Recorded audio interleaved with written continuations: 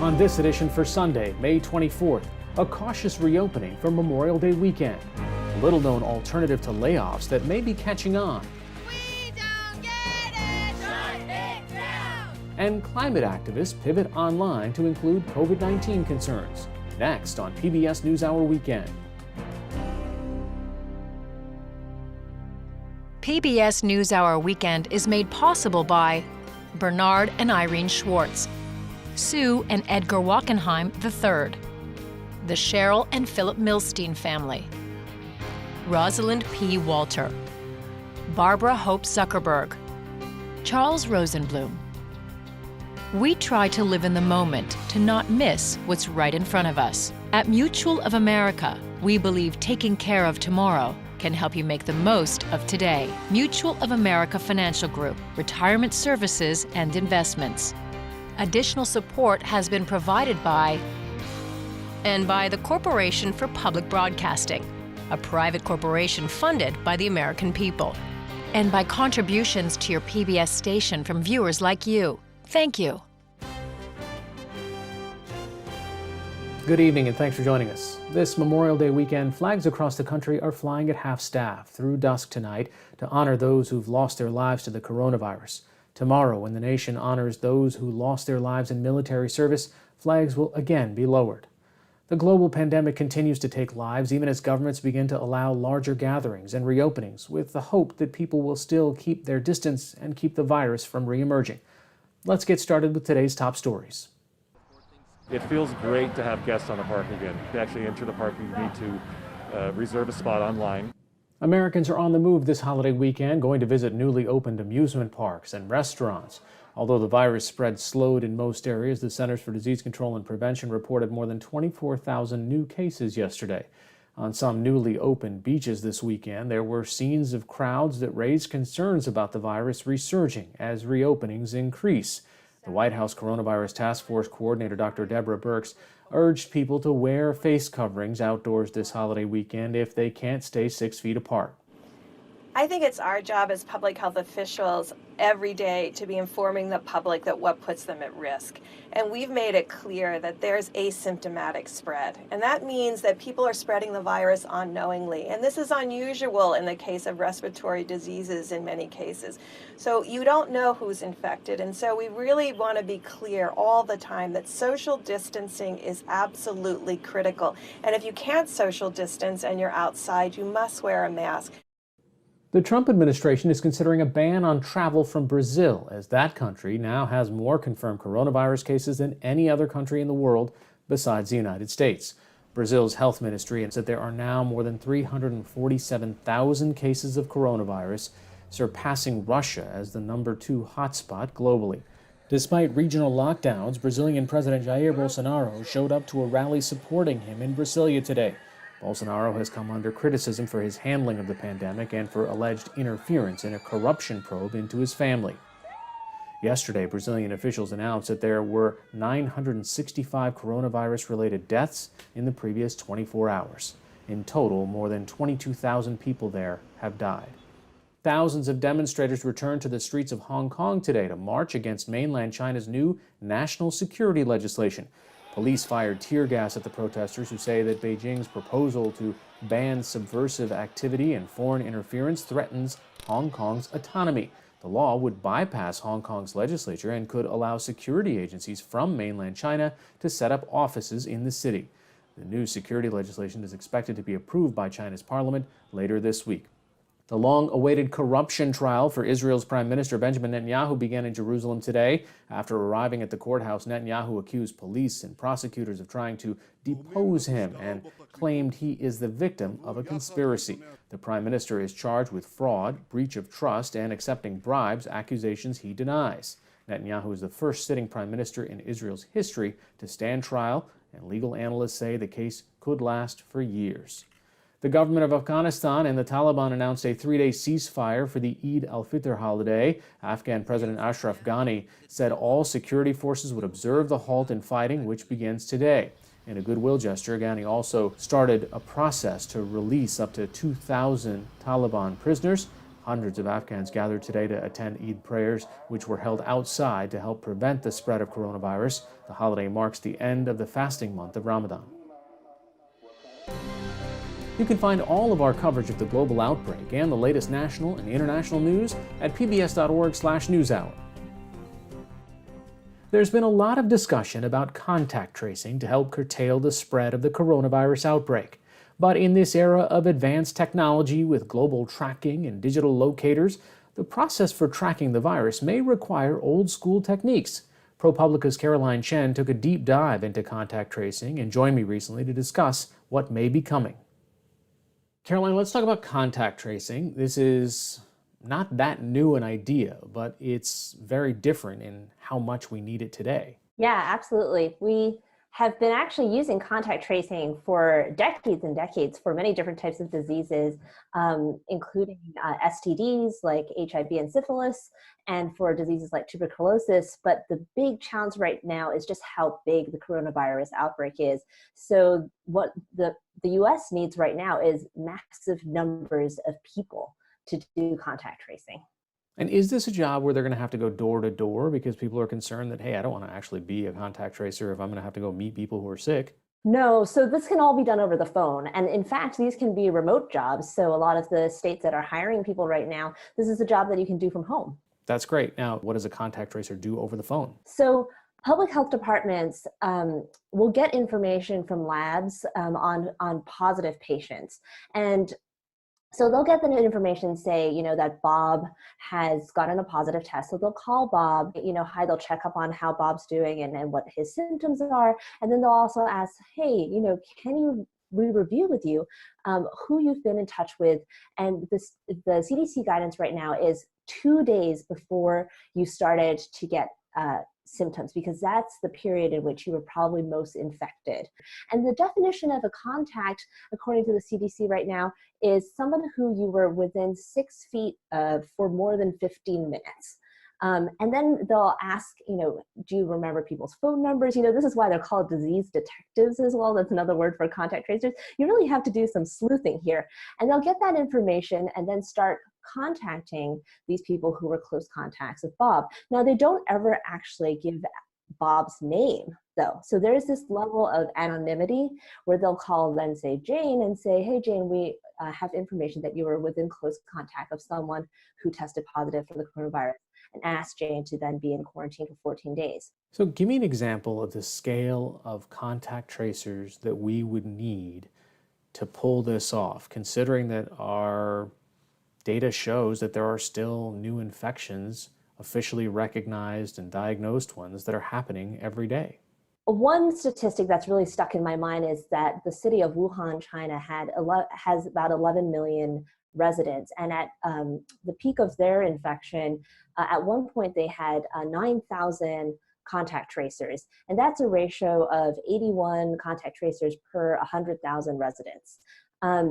Right now, in the US, so if you take, I think the highest that I've heard is California says that they would hire up to 20,000 contact tracers. So that'd be in the range of about 50 contact tracers per 100,000 residents. So still not up to Wuhan levels. So basically, I think the takeaway is we need a lot more. What do I need if I want to be a contact tracer, considering there are a lot of people that are unemployed right now that might be looking for work that they can do from home? This sounds pretty good. What kind of qualifications do I have to have? A lot of people have compared it to, like census taking type of jobs. It's sort of a similar level of education.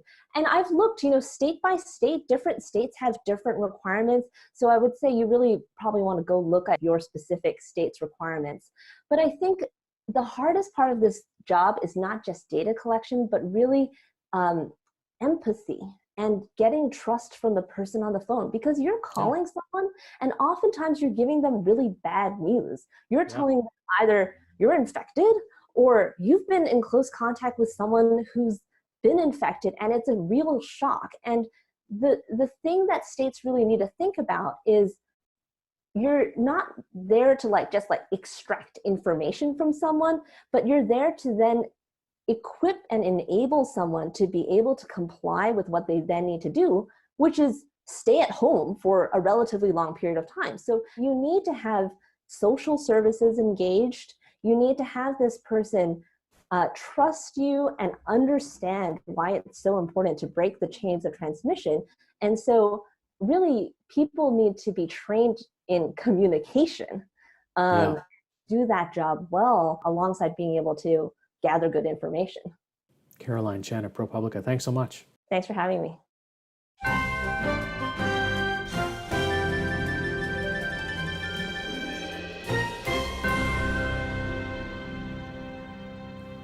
The coronavirus pandemic has put every country to the test. Whether measuring infection rates, mortality, or unemployment, the results vary dramatically. Here in the U.S., the government is weighing whether or not to provide another stimulus package, as more than 38 million people have filed for unemployment since mid-March. In Germany, the number of people out of work during stay-at-home orders surged, but a state-funded short-term program there helped many avoid layoffs. It's a work-sharing agreement that some here in the U.S. are hoping may catch on. NewsHour Weekend's Christopher Booker has more. With the passage of the landmark CARES Act in March, the headline was financial relief was on its way for millions of Americans. As companies slashed jobs, the nearly $2 trillion relief bill meant that on top of a one-time stimulus check, an additional $600 a week in federal unemployment insurance would be made available for those suddenly out of work. But buried deep in the document was something else: additional support for little-known state programs that can help businesses avoid having to lay people off in the first place. I learned about WorkShare because I actually started reporting a story about the unemployment system in my capacity as a journalist at the LA Times. Right at the same time I was working on that, our management came to us and said that they wanted $2 million in cuts from our newsroom. Matt Pierce is a reporter for the Los Angeles Times and an elected guild member of the newspaper's union. You know, there are other programs out there like PPP that small businesses have applied for to keep workers on their payroll and sometimes keep them working. We were too big to be eligible for that. We also didn't have access to the Treasury program for mid-sized business loans, so we reached for the next closest tool, which was the work-sharing program. California is one of 25 states, along with the District of Columbia, that have what is known as a work-share or short-term compensation program. Such programs allow companies to avoid layoffs in exchange for a reduction in employee hours. A percentage of the employees' lost wages are offset with unemployment insurance, which comes out of state funds. But under the CARES Act, those payouts are being reimbursed by the federal government. We had trouble actually finding other employers who had experience with this program. I mean, this was the craziest thing when I was making phone calls, even among labor people in California. They didn't have much experience with it. But Pierce and the Guild did figure it out and convinced management to agree to a 12-week work-share program, cutting hours for everyone by 20%. The agreement saved 84 jobs. That's really the attractive thing about this program. You don't have to lay people off just to save the business. Everyone can take a collective hit, protect some people so that they don't get thrown out into the unemployment line. It really seems like a win-win for all of us. It is a program that I think in many respects is ideally suited for this recession. Susan Hausman is the Vice President and Director of Research with the W.E. Upjohn Institute for Employment Research. The Michigan organization was founded 75 years ago to study policy-related issues of employment and unemployment. The causes of this recession were not economic in nature. It was a health pandemic, and what ideally we'd like to do is to hold things in place as we get better control of the virus, ramp up as quickly as possible. There's not fundamental restructuring that needs to be done in the economy. Much of the immediate job losses were in the service sector of our economy. Is it possible to have a work-share program for someone that works at a restaurant, for the bartender, for someone that works in retail? In principle, absolutely. But again, that is if it's available in your state and employers know about it. In 2017, Hausman was a co-author of a study that looked at how to expand work-share programs already in existence in Iowa and Oregon. And the baseline in Iowa for employers knowing about this program, bear in mind this has been running for years in Iowa, was 10%. And in Oregon, it was about 25%. 25% of employers knew about this in Oregon, and only 10% knew about it in Iowa? Correct. Many employers don't know about it. And if you think about it, it was just within the last several years that 9 of these states, including mine, Michigan, introduced this program, and we were in an expansion. So I would imagine that very few employers, when this hit, and it hit quickly, this recession, knew about it. There are those who argue the lack of work share is not just about policy, but something much more complicated. And this can be seen nowhere more than in the difference in unemployment between the United States and Germany. At the end of April, the German unemployment rate was 5.8%. Meanwhile, in the US, it was 14.7%. Well, what's the difference? And of course, culture's the difference. Thomas Kohler is a labor scholar and professor of law and philosophy at Boston College. So what has made the difference? Their so-called Kurzarbeit, or short work system. What Kurzarbeit does is give an incentive to employers and employees to continue to work or continue to train. And the government will subsidize that. The idea being this is a lot cheaper than having a large body of unemployed people who end up, if they're out of the labor market too long, they have difficulty getting back into it. According to the German IFO Institute for Economic Research, half of all German firms, covering as many as 10 million German workers, are currently utilizing Kurzarbeit. To do something as structurally comprehensive as Germans have done would require a lot of change in our attitudes. You can never look at a model and buy it and take it home. It won't work that way. You need a certain culture to do it. But there's a lot we could learn from it. Do you anticipate employment policy will change in the U.S. in response to this crisis? I think at some point it absolutely has to.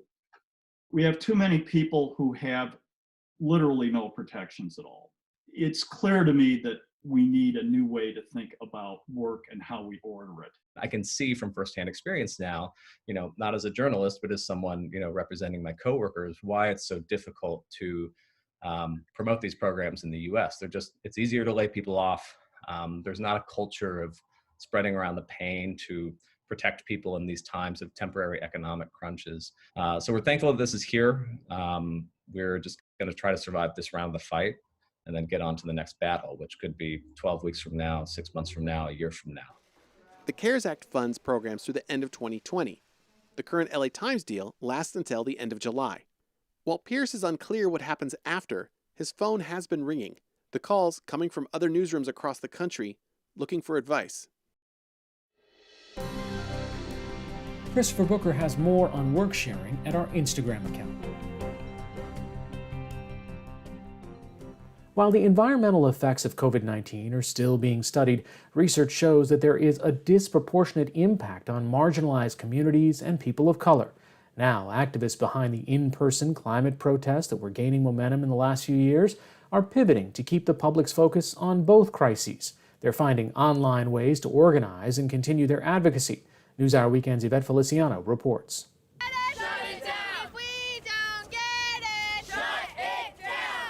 Last year, high school youth and New York-based indigenous climate activist Xiye Bastida led hundreds of students in mass strikes as part of Fridays for Future, a walkout climate protest started by teenage climate activist Greta Thunberg. When you disrupt the system, that is when people pay attention to you. So for the first global climate strike on March 15th, I organized my school to strike and I got 600 kids to walk out. And on the streets is where I met my fellow organizers from around New York City. And ever since we got together, started organizing, and got 300,000 people to strike on September 20th. The youth protest movement brought more than 10 million to the streets in September. Bastida and climate activists around the world were gearing up to do more in-person actions for the 50th anniversary of Earth Day at the end of April. But then, the coronavirus pandemic began and stay-at-home orders were issued. It really disrupted kind of like our upward trend of having impact in different places, but it united us in a different way because climate activism is about community. So we shifted all of our organizing that was going to happen on the streets to online activism. The focus on online environmental activism has only grown. For Earth Day on April 22nd, climate justice organizations like 350.org helped organize a 72-hour live stream event, which had over 4.8 million views from around the world. How do you advocate, lobby, and create critical moments of pressure when you can't get into someone's face? Tamara Tolles O'Laughlin is the North America Director for 350.org. The group created online toolkits for different ways of organizing around the climate, such as virtual banner projects, online training, and outreach tutorials. How do you get people who aren't in the same place to connect about big ideas and create space for conversations? Some of that's just plain old education about what the facts are, resources and toolkits, templates for how to communicate with your representative. So figuring out what it is people need where they are is just an extension of what we have been doing as an international global organization that's been working on climate for over a decade. On May 14th, the organization gathered more than 600 people for an online discussion that included the relationship between climate change and COVID-19. Other groups are also finding new ways of taking direct social action. We have pivoted to organizing in a way that is totally consistent with keeping those distancing requirements in place. Kaya Chatterjee is the executive director of the U.S. Climate Action Network, a coalition of hundreds of organizations active on climate change. We just launched something called Arm in Arm, where any 3 people, anywhere they are in the country, can take leadership and start doing what we are calling disruptive humanitarianism. Whether that means, planting orchards in the way of pipelines or closing off streets so kids can go outside for the first time in a month. You don't actually need to gather a lot of people to disrupt systems. The network also started an online campaign called The People's Bailout. It urges citizens to call their elected representatives to demand they address the social inequities of climate change, which activists say now risk being intensified by the federal government's response to COVID-19. If you look at who has been most badly affected by COVID-19, it is Indigenous, Black, Latinx communities, the very same communities hit worst by the climate crisis. Even geographically, the overlap, if you look at, Louisiana, parts of New York, Detroit, these are places that have been really badly hit by environmental injustices and climate injustices. Youth climate activist Shie Bastida says, if nothing else, the COVID-19 pandemic has made the threat of climate change to marginal communities clear. I was born and raised in Mexico, and when I was 13 years old, my town flooded heavily, and not only that, but the waste that we had from a lot of the neighboring factories spilled over on the streets. So it was pollution and the effects of the climate crisis combined into something that completely made my town unstable economically. So ever since, that was like my wake-up call. What COVID has done is rip the Band-Aid off and let people know that if you don't have access and you don't have resources, then you don't have a response to a crisis that will only continue to be compounded as climate makes pandemics more likely.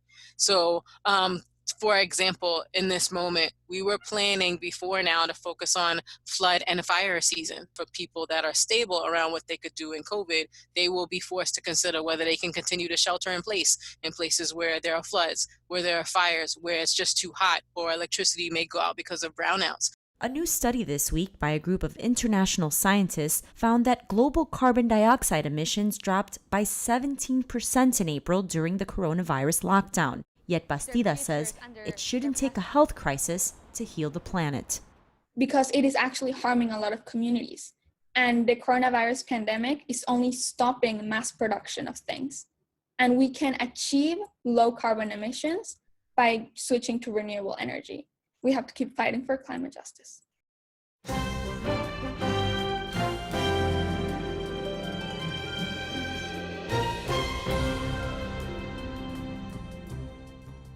This coming week, 2 American astronauts will blast off on a mission to the International Space Station from Cape Canaveral. It's the first launch from U.S. soil with astronauts on board since the Space Shuttle program ended in 2011. And the first time a private company, SpaceX, not NASA, will control the mission using its Crew Dragon capsule on a SpaceX Falcon 9 rocket. Liftoff is scheduled for 4:33 Eastern Time on Wednesday afternoon. That's all for this edition of PBS NewsHour Weekend. For the latest news updates, visit pbs.org/newshour.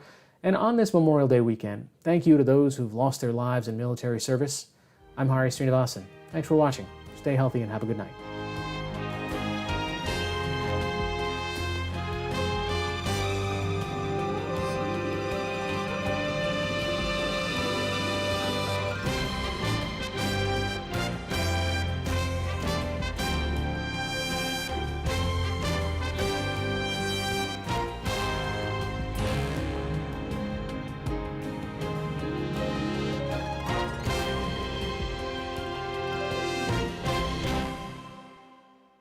PBS NewsHour Weekend is made possible by Bernard and Irene Schwartz, Sue and Edgar Wachenheim III, the Cheryl and Philip Milstein family, Rosalind P. Walter, Barbara Hope Zuckerberg, Charles Rosenblum. We try to live in the moment to not miss what's right in front of us. At Mutual of America, we believe taking care of tomorrow can help you make the most of today. Mutual of America Financial Group, retirement services and investments. When it comes to wireless, Consumer Cellular gives its customers the choice. Our no-contract plans give you as much or as little talk, text, and data as you want. And our U.S.-based customer service team is on hand to help. To learn more, go to consumercellular.tv. Additional support has been provided by the Corporation for Public Broadcasting, a private corporation funded by the American people, and by contributions to your PBS station from viewers like you. Thank you.